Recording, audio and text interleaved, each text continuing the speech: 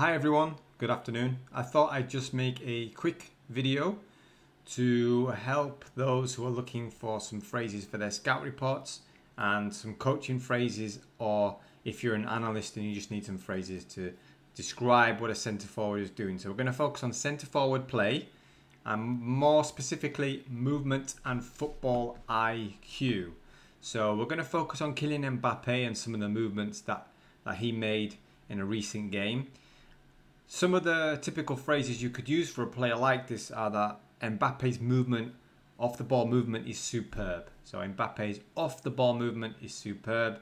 What he's doing off the ball, his movement, the runs he's making, the little subtle moves he's making is superb. Mbappe has excellent movement in the final third. So you want to be really specific about where he's doing it in the final third. You can also use Mbappe's movement across the back line. So that defensive line, the back line, causes lots of issues for the opposition. So we're going to look at some videos. The first one coming up now will highlight how he causes those problems. So we've highlighted Mbappe's position. Here you can see that he's waiting in an offside position. He cannot receive the ball here, of course. He will be offside. So why is he waiting in this offside position? So he's inactive. He doesn't want the ball in this moment. And we're going to look at some phrases and how you can use that. And after, we're going to look at the reasons why and the phrases you can use to analyze it. Okay, so you can then say he waits in an offside position. That just explains what he's doing in that moment. And then you'll need to add something to show what or why he's doing that, should I say. He stays inactive in an offside position. So he's not looking to receive the ball in that moment, and then he will become active in a moment, and then he will come alive and look to get on the end of the ball, as we see. You can also use a word like expertly. So he expertly waits in an offside position. So it shows that he's consciously, intelligently doing it. He's not offside because he's not reading the game very well. He's waiting offside. He's waiting in an offside position expertly because when the ball moves forward a little bit, he will make the movement to get onside and then get in behind the defense. So that's how you use that first part of the section. If you're a coach, then you can tell players to do that. So you could say, wait in an offside position and stay inactive. That's how you can use that one. Let's look at the next phase. Whilst Mbappe is waiting in this position, he's in the defender's blind side or blind spot because the defender cannot see him unless he changes his position completely, and then he can't see the ball. So Mbappe's positioned himself really intelligently here. He's directly behind the defender. He's still offside though, so let's look at how you can use this phrase and when a player is waiting in this situation. Could say that he stays in the defender's blind spot. So the blind spot for the defender is anywhere behind them where they just can't see. They have to adjust their body. Maybe they can't adjust their body because they're going to make it difficult for themselves to readjust. So you can say that he stays in the defender's blind spot so he cannot be tracked easily. So Mbappe is just, you can see what he's doing there. He's making it hard for the defender to see him. He waits in the defender's blind side to avoid detection superbly. So you can use blind spot and you can use blind side. The blind side and the blind spot are the same thing really. And then you can add the phrase to avoid detection. So a little bit more of a technical phrase, probably not always used by scouts and analysts, but try it.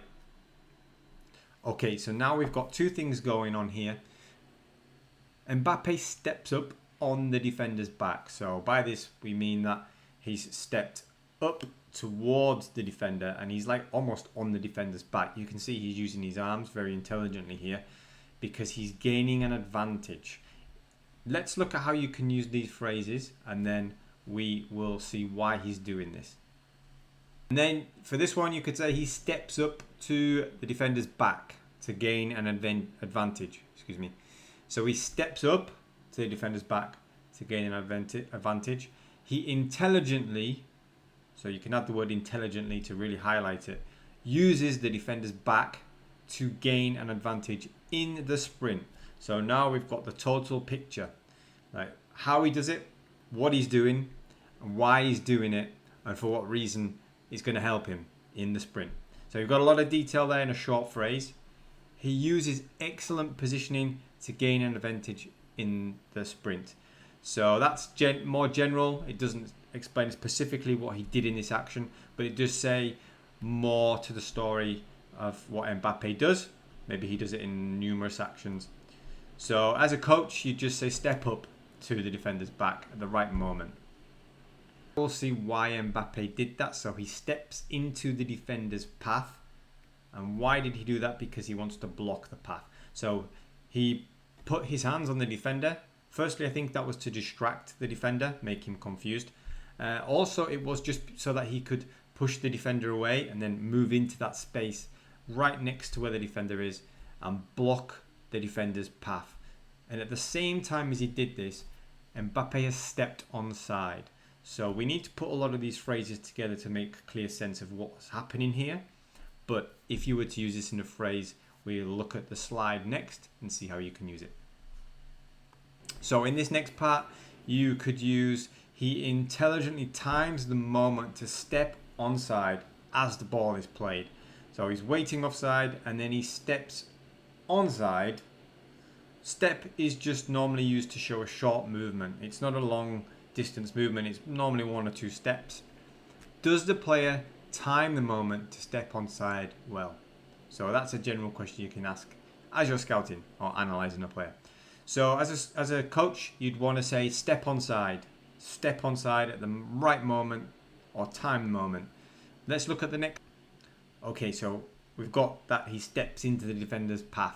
So he shows clever movement by stepping into the defender's path to block their recovery run. So he just stepped into where the defender was going to run and blocked them and made it hard for the defender to catch him.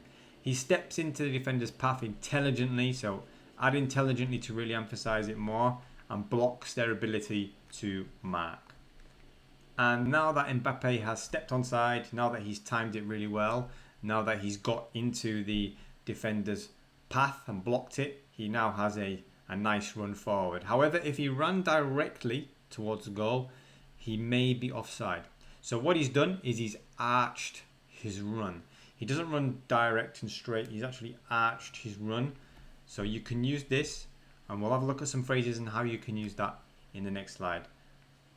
So we see an example of him arching his run, and we saw the direction that they use. So you could say he arches his run expertly or intelligently, depending on the context, to meet the ball at the right moment. So he arches his run so that he connects, meets the ball at the right moment. And then you can just tell players as a coach to arch your run to stay onside. So rather than running direct, arch the run to stay onside. So those are some phrases you can use with these kind of actions that players make. Whether it's for your scouting report, use these as full phrases, or whether it's as a coach and you just want to be very specific with your instructions. So I hope that helps you. So those are some phrases that you can use in your scout reports, as well as an analyst, and if you're a coach of course as well. Just keep it very simple with the coaching. Try to just use the verb and the instruction rather than the full phrase. So I hope that helps you. Those are some phrases you can use with your scouting reports and in coaching when it comes to centre forward play in the final third along the back line. Thank you for watching.